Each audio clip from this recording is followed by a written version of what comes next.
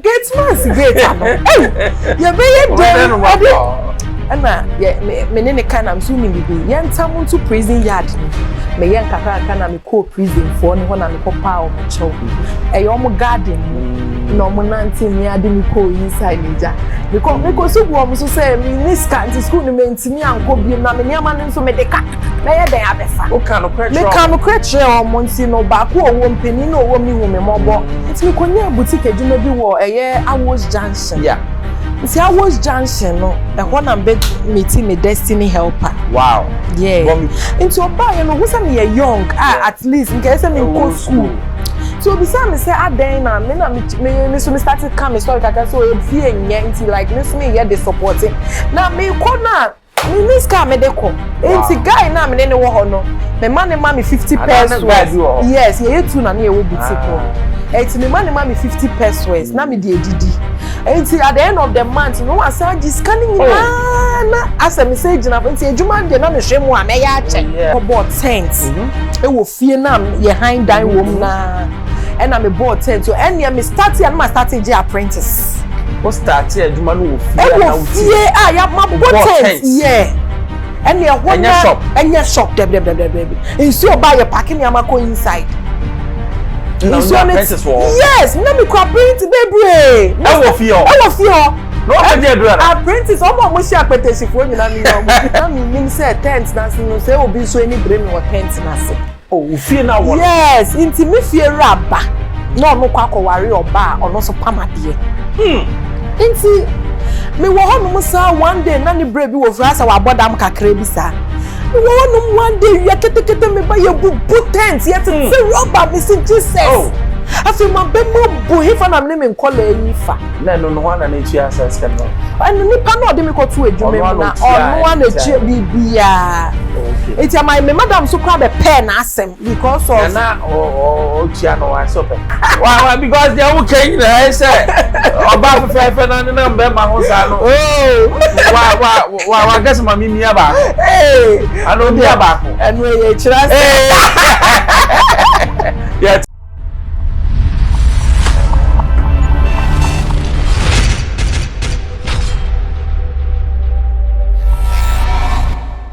I Xposed GH FM Kofi Afwa from Bruce so meje woso me nam fadama na Arabia sebe minim way back or started in na minim ene adwuma na ekese meka obia ante se oba bia fe no Becky wa hu lady na hwe adwuma na hu se aha adwuma no efata no Becky's Klodin I wo fadama kwan so ho na maba na eye baby a ye pamade benye ye pamade kwa eye school so ka ho a seven kofo ba no obamba gentitiye na lady no wo hwe abrochefo niam opama na ye ba ye kwan ho adwure I very busy we corner we banner we ko na che kwan am ko se na boarding house o na me pese me ni lady din komo because the story no some way from beginning to end na me bisa ne say Becky na me knew for a few years ago and now one shop no and then na nyame abo na wanya a whole building to yourself ana monka me ho se nyame ko na me ne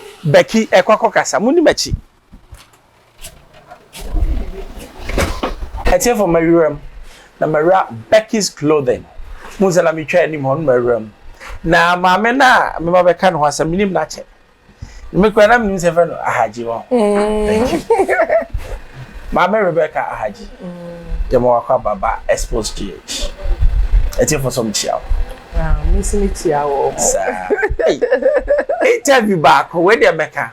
It take you more than 3 years. Yeah, so but it shows how busy the woman is. And then the nyamin chadi yenyano. But on one name Becky. Oh. Ya ti udin yo say aboche na Becky. One Becky. Oh, see a Becky. Becky obia ofi ase ekitwe bi. Okay. Na enam ne modern bonti. Eni nyame ada romanti. Nyame di me edu bebi a medui. Oh. Aha. Na ye wo wen. Pacho ye wo me wo kofodua. Oh, Monsieur Okophobia. Your most that. Okay. Chimtafo. Now my men now on feet. Mpacho me hon ye kwasu ye. Ya kasa de ye ewe. Okay. Ye fi chairman. I wo voter abo. Side abo. Mo na mo ye kita school boys. Oh. Unfortunately, me having time for no mumpo. Okay. But me na na kwasu ye wo Koforidua nti ho na me ma me wo ye enuanom 5. Yeah. Ma na mema 5. Mbe ma me ensa ma mienu. Mo ye ma mienu pe. Ai ma. Because na me ka ma na pressure ko ba waru ni. Yeah, ma mienu. Okay. My name is sister no ye one father and 3 boys and so almost so papa baako. Okay. Eh, any one boy juma. My boy juma not yase. Pacho tiase. Okay. Now I'm your friend say. Pacho friend Christiana high. Christiana so ba so chia. That ba so go school. Pacho me fit yase me go school wo Kwashiman. I am Masco International. Okay. But Masco nim no ye kwenim na ye doors na niam be ye den. Na say yen fi private no na eja call aban de. Oh really? Bomu go here. It's ye call Kwashiman. Kwashiman, that's Anglican. Okay, local school na wo Kwashiman. Nti me wie wo honom. I think 2000 yeah. Okay. 2000 na we school. 2000. Any unsa. When you. Eti me wie honom no. Na me results by no my yard de na so no sika sem no It's no me decide say anka me ejuma kakra na nka me dey support me ho nti enum no na my stepfather because ye benyi wo ye stepfather nsem adam na papa na ka baby no nka baby nso no wiase mu nsem no nti no me ma me be ware my stepfather no on na wo sa 3 boys no nti no me benyi wo nsem eti na asetemu ye den because me wie school no kra meto aso no na it wasn't easy nti na yes no and now sister dey am for the way am yard me yard nso so eja sikasem ntino ntino saade am call like me decide say me sun ejuma and no so the way am yard no be force na nka me real vocational school and I'm see okay ntino opempem so a loan kra no koje ye no de me call ye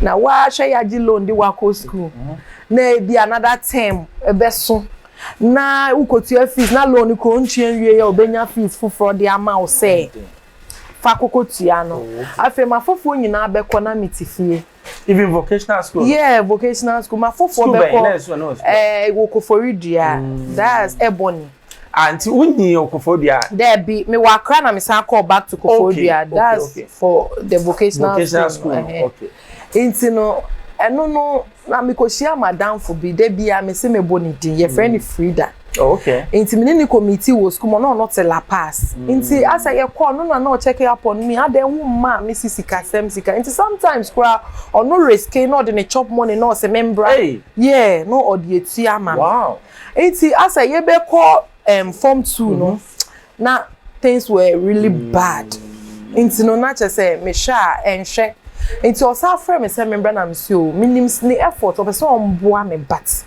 here comes the case I don't know me bakra na ye didie mu so kra ye den enti no me de enkampese me nkweti me njai na me nye adwuma bi at least obi shop ano a me nkotena kakra kosi se ebi a me ho beso ho no eye ne yamomu de enti na me de ka wo school mu o me da kofa me ne ama eno so be ya another case enti no once bi omu cleaning school mu ho no frame me no say Becky ye cleaning na brana me mbo na fa wo ne ama okay na fa pie franco fo ne ye hu na me sisa na me gada avem na me fa ka Koforidua ti me ko do on me rem when your students no be a very big school nti obi pie ni ade enti obi esisa ne chop boss ne ama bada aso mu ye cleaning no ino so me muti say ye clean yen so school ni a prison yard ni Koforidua prison I see gate man gate ano ye be ye dem ana me ne kana mso ni bibi ye ntam nto prison yard ni wow nti ye tam to mu a me ko a me ne on be kasa me pom cho be mama ye den afa and then you gina how to say your bon command na the mattress that say your bon command near the trunk no okay and eja ye di nyina na aka se nia mepie and then your come what to say bia ekota ade bi we anim honom na oni me pie ye but ono no ntimi nchenti no ono no run inside back na me ye nkakaka na me ko prison for ne ho na me ko pa o mo chew e yo mo garden mu na mo nanti me ade me ko inside neja me ko sugu o mo so say me niska anti school no me ntimi anko biem na me niama ne nso me de ka me ye den abefa o kan no kwetche me kan no kwetche o mo nti no ba ko owo mpani no owo ni hu me mobo ena eja oni me kwa ne ekosisa ne ebegina main road not main road ni mposa me fa car me du fie no it wasn't easy but ni nyina emu no na me mama be mu mbu na me mama be mu mbu nti ebedu kwan hu na eja car se etwetwe me stop ebi gina ebi njina obi gina na me subu ne so pa ne cho so on de otimi ma me live besi achi mota baby na akra na oten na akra na yete kwahye man oh sorry enti na achmota ne na yete kwahye man enti achmota ne kwahye man de na vocation school na so ye den course na me fashion oh ni fashion yeah okay enti no emini na mu na me ba ye na me se me pe boutique adwuma enti me konya boutique adwuma bi wo Xposed junction yeah nti Xposed junction no ho na be meeting me destiny helper wow yeah bomu destiny ye be share no ho no na man bi ba be di dwa oba o me pursuit ni ade e na ho no nso no na ye boutique de but na sports bi won change edu enwumra like move the table be sisi ye nim ho nyina na o ma hyehyɛ na nipa abenti access number bi ama ne ba ho bet na ho no monsan so ohia ade no wura inside ne wato nti oba ye no hu se me ye young at least nke se me go school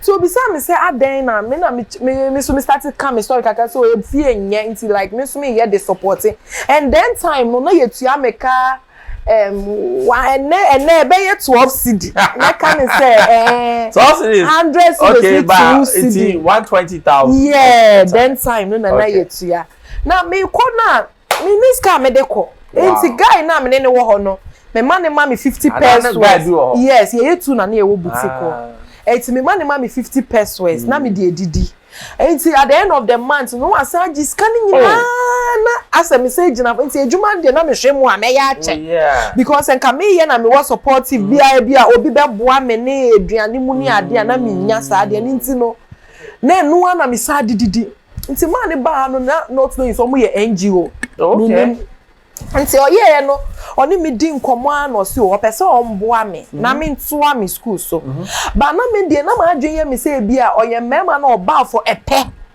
so what ya say enti no bia obeboa me akwakodu baabi no at the end of the day no onsa obia one ma biem na makodu nkwan me de wo seden na me ntime entoa so enti no ene force of force me say me nko school ene me mani family su adwuma mom se bi ejuma no de me kotu mu a wenye tie hwie se ne atie bia no meye den mehwie so what ya say na me wo plan say o de me kotu no tie hwie na wan fi me bia mu kora ejuma no me didi anopa kora metimi akọ ejuma no so what ko pem say meye den mehwie into your school na me panic wa say enye se bia me pese obeko but me ni boafo me ko makobida e ma me nim ne ekosi so de me ko na ne boa na mabie mu a me nim ne a meye nti no mesre na anka o ma me mpa ejuma de onya koto metinsam nim se wato ewe se ne atie bia mehwie ti me ka no se ansesa na me pede a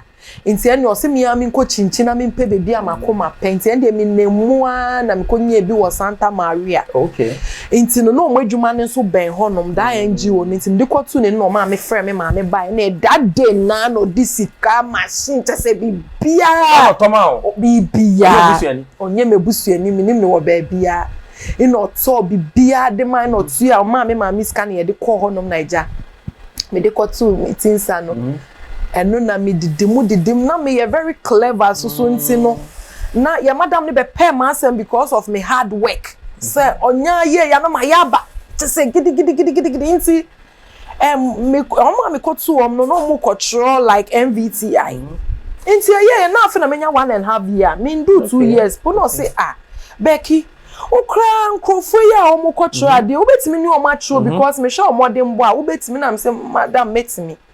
Ena ode me ka omo ho no kwotro ye. Na no na na etu access kan ma.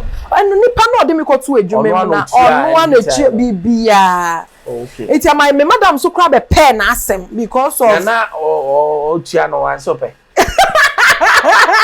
Ala che for mami misa. Why because they who can I say oba fe na mbe ma ho sa no. Oh. Why guess mami mi aba. Hey, anu bi aba ko. Enu ye chira se. Yeah, to us. Intino. Me kwotro ye na me ne man ye kwotro. Inti ye kwotro ye na ampa nso eba ya out of 15 me na menya distinction. Wow. Hey. Wow. I feel na fe ye just say ye ma wo me madam ani age. Inti yes no no ma ye I think 6 months ye de be ye graduation. And ye graduation so no. Na your madam no the will glow way. Will glow way. Inti oh Santa Maria. Unfortunately on theater se on cat at phone. Kenanka okay. Best send no. Inti eja we graduation time obeti menimu fine. Emanya me adom. Papa ne de papa. Graduation time so me say we ne Miss We Glow. Okay, wow. Me say we need me na me fa crown no. Okay. Okay. And did mu ana esa me modern bonti no. Me pamade nyina no na do weekend a me san enda. Na ire. Me ji adwuma wo fie. Eni oba me now me bu adwuma gidi. But yeah, enti graduation is sika me nya ya pe. And am dey tune nanim say me ye graduation me nya sika say na. Me pese me fa mbo apata. Ade na wo kan menjinti wo ye oba be man na hwew wo ye graduation on yes kan adekuma be man say jiska yeah because so waboa me enti no say oh and na back na good enti man so kan yeah me di man wan pupunity onu etu ka ne me kwa akra then time na machine na ye use no ye ne ayede ye nine paddle ni bi no yeah na we bi ni ho ti ye de ye nine me first machine e me graduations kan no dem kwa no se no me de to me ho a me di no no atu car e no koto da machine ne bre me e no ye call welder for ho na me ko bought tent e wo fie na ye hind down wom na e na me bought tent so ene me start ya na start je apprentice o start adwuma no wo fie na wo fie ya ma bought tent yeah ene ho na enye shop deb nsi oba ye parking ya mako inside.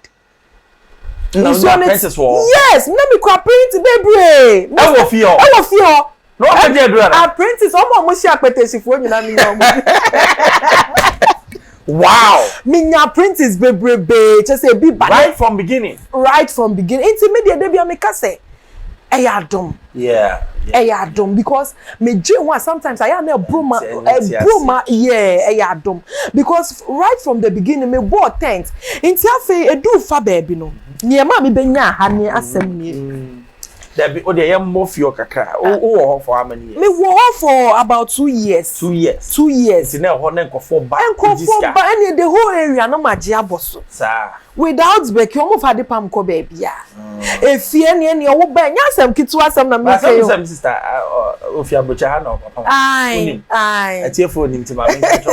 Pacho enti aha no e ba ne se na Becky be wi ha. Aha no kra no ma me kan che atiefo. Minim Becky no. Na just one shop, right? Yeah, I see happen. Last time me try me say I say sro ye adwuma. Pacho boy henim e ba ne say na oba. Nti ha no mo no. Na me ba sorry na e we ye chiri ha no. That's CPC. Nti CPC no mo no me ba sorry na me nim say tent na se no say obi so any bre me wo tent na se.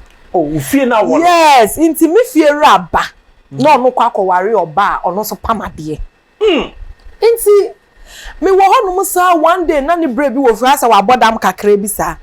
Me wo honum one day wi ketekete me ba ye bubu tent ye tete rubber me si Jesus. Oh. Afi ma be mo bu hifa na me nkola yi fa. enti me ba no na so me ba sorry ma be hu nti ade na because o se o ma ye mpamade biem not knowing say oba na wakọ ware ne pamade nti o hu say me mesi oba ne so obenya ejuma ena me de me ye tenant keke nti me nkonko pe baby na ne yiri ni mum ena o si fie no so we si store wo fie ni nti o de be ma na yiri me de so ye tent nti ene yes ape ena me no me ba ha no na be hu say ya it was uncompleted yen plaster yen nye ne hwe ena me frɛ me boafui ti me frɛ na me si boafo na bi papa no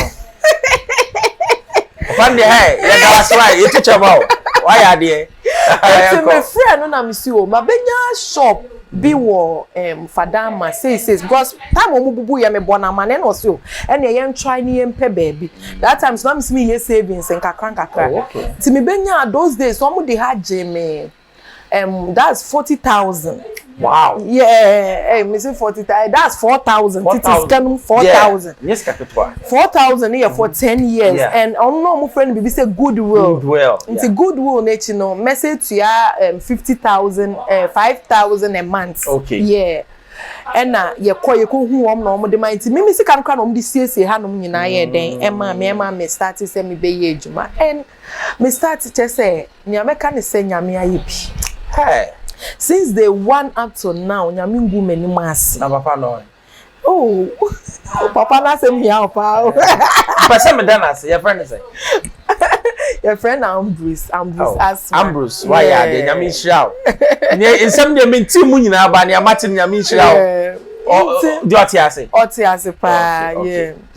Enti no me didimu wa ha no mo saa na ne ye two me mwa wo one shop miss me wo one shop mu ena so edwumaden so nti no ena edwuma nso de wo ya wo de ani ha ka ho a there no matter what say we say bin ka obi ma edwuma no me jama nkola me say e mo nhwe na me na mo nka me ngi ni say medu bebi a medri enti ni ameka chetifo nse edwumaden enso hu hia ye wie enu atifo so monim sister iba ma menka asem akọ na won chere sa wo beba ha pa na Becky ni ho aha kwa no didi aha no ebibi amenya sure kwa sa jo so kwa de na so ko de bia not ya na nia all kan you see me hu ni ma bebra nkofo start ya sabe wo ni o swag woman pa anko pie bia nkayo but na adwuma hu hia no ti de bia beba bia not ya adwuma mu eno so nti nipa ne de adwuma ne ba onim sebe madam ankasa no obeso adwuma ne ana ne mani po ya na wa supervisor ni eti ameka sa no nyuma bebre koma boss no oni ho na nkola na omunye adwuma ba no party so wa ha yen ka adepam mu asem adepam no senatie adepam obi shop so ko ye bi senatie adepam e den pa edin yes and na man edin se wo ye obi a ebia wo ye ni heni a wontimi adepam. Okay. Because adepam no niema ne ye din ye niema because every blessed day styles eba. Ultimately adepam unye bibia it says star na ye use na ye noa na wo ho dabi. Me niame di fi me madam ho ba ye nye no na ne ye use yi. It is say uyo obi a wo nye focused. Uyo obi a umpa adesua. Untime mpamade because they be ebe you say old one na we sua na no na de woko eyesa so untime nko wanim because it say adepam na ko different level different level cry inti no ne ameka ne say adepam eyeden papa obu ono mo ba o say madam 6 months pe me di tu kwan me catch up plane untime because oka 6 months na maybe sa wo say and he fan we drew okay what you say because me ji workers cry or no ye worker oba na say me kire na eduma but also wako baby 3 years also wako baby more than 3 years and so no so offend wo madam but obedu ha no so obehu say say no do baby ya afi na ha mom na oba be peke because as no bia ne nsa no e bia level na me madam di me fie na bi wa honum no no adu office we wie enti no wo beti na fie na wo pamade wo bia mba but upgrade ho So what I say, adepam no upgrade wom daily because they be a niama for pay out.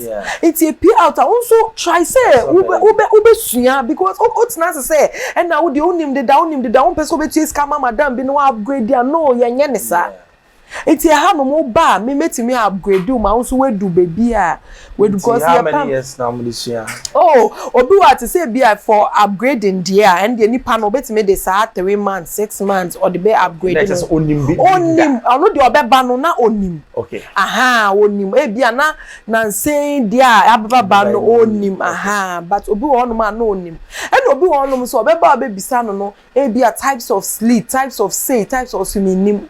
Yeah, what type of sleep? Sleep. They say what types be doing. Say sleep, we are sleep. Young kwa jumanim kakra. Young kwa jumanim. Type of sleep na idea. Say first crane dey na no ye ntwitwa ntoma no. Na no. Say ye na 6 panel na ye 4 that a housewife. Housewife no. And also zoom we shall hungo like a cabal when I say no say. But I say no housewife no crampo no the East house pa fair. Be shape man na pencil very neat. Se say nkofo say pam biem. All styles na but no de niama kakra be keka ho na inti no adepam ne de na make us no emu ode but ni nyina gina ho ma adwumaden wo ye ni he ni inti ama me mba ye omo wa he de bia me for so say they should be sharp because adwuma no nya sharper obi di kababa ko brewa afi na obetina ho saa de wodi inti mi say ha no wo bakora mi twa adwuma na ma wa mi ntwa ba ko nkire wo mo ebi wa mi twabo sutu na me ama nipa no send obeye fast yes obeye fast because oye ne ba ko betina kwakotina ho saa eye sa na wo de sa ni ha na ekọ uwie adwuma na wo de kwa inti ama bi some pressure wo mo so sa metina kwa within minutes na nipa ni si for am to miss friend no watch it like ejuma na we na ese minutes in down while the baby yes so wo cha na it means yeah it me more ma ho me kura ade ba kwa ba ha na kura me ba ha ma hu se obi aba yetu ni tinsa na me course mu se wo boarding house so ba kwa nya baby da patro obi ehwew opeso de ne wo fa se ba ne baba e de na se onyansa na oba Becky nyame animu ni me ha no edan no me ye de man kwala no ma yes dabi omuntua bebi o be yoti obi ncha afi na nipa na eba afi na aba be charge ne boarding house fee and there my yes wonum say ni oni baby da no abeda yes oba obenya baby ada any of lise weekends and of course yanka sa yenye juma Saturdays and Sunday wonye juma Saturday and Sunday but say a brand doors go yam ponten okay ye bus 7 ye pon 8 sometimes 9 wow and some ye fee ha into no weekend no me the man kola ne so omuso de be ye fie Juma. Only Saturdays, Christmas, and na ye Juma, and me almost background me mama so to say, they do Christmas there Saturdays here, but it started from November. Apart from that, the dino, my year there. Oh, by no one say utia, udi be remu esika. That's it. Any woniama obe here, wow, would the best start at the pam. Oh, so say they do 3,000. 3,000 for how many? I know for 1 year. For 3 years. 3 years. Oh, and yourself for? Yeah. But ultimately, you are in Kakara, so you boom. There be no first major in Kakara, but no. Yes. Unsakolano, so what banning so what be when you na say who more said, who said what shred. And to when she happen, I say, I be all that's and the boom. Okay. And I sign. And 2 crates of minerals. Any on one machine, the konya will be used to any be a dine on a mattress or the bedroom. Yeah. Now, Metiano, now may observe baby. Maybe I'll call him some observe. Uncle, I don't know Mocasa also patch up a patch of you say. Me patch on the one because I don't come here. I say, oh, yeah, then cause me patch. I come home. I say, I come and no, when me because I without me patch. Okay, now me buy my own color buadi. Because if you how come on no casa crying there, but yes, I grow best so if 18 and casa, yeah. The bed then I say, What you say? Mommy Becky. Yes. O story me the pa ama me hu say nipa baby a ofi bia you can become somebody. Yeah. Person hwe camera mu. Man no ma banze bebre ese cocoa season na show mase. Oh. No no mo dey box akosa. Na ebedu e bi kono ko fire. E dey na wo catch up papa wa afi no si so. Ka be chiro. They be a number to drive. Okay. They be a media meka say. Ma we juma enye ubri bia. Se bio be ma ni do mo busu omo wo ho. But enye na asem, ochina asem nti. Ma we juma enye ubri bia. Ene de bia wo hu but ochina bi e bia obete mase. De bia ye futu amede ma memma no because se se wo ye juma kra na be ma hu a obu. Yeah. Obu pa ene nso mema na aba no omu nyina pe ma omu ye ejuma ye hu pe bisa o ye ejuma because sisi anu wanye ejuma onu be fa wonu be date but obe ware obe kokofa ne oye ejuma no wa ware eti we die mesrem eti efu be futu amede beja mu he ni me number nso ye 0244 161546 pachoboni 0244 161546 Edina ni Becky's Klodin. I still me wa Becky's Klodin na maba. She's senior apprentice back her. Madam Felicia, I say. Me patro. You have a body. Patro, who's you how many years? Me see you 5 years, 3 years. 3 years. I hire now start here. Patro. Wow, and this is said to me bibia. Hey, me bibia. Oh yes, I'll be happy.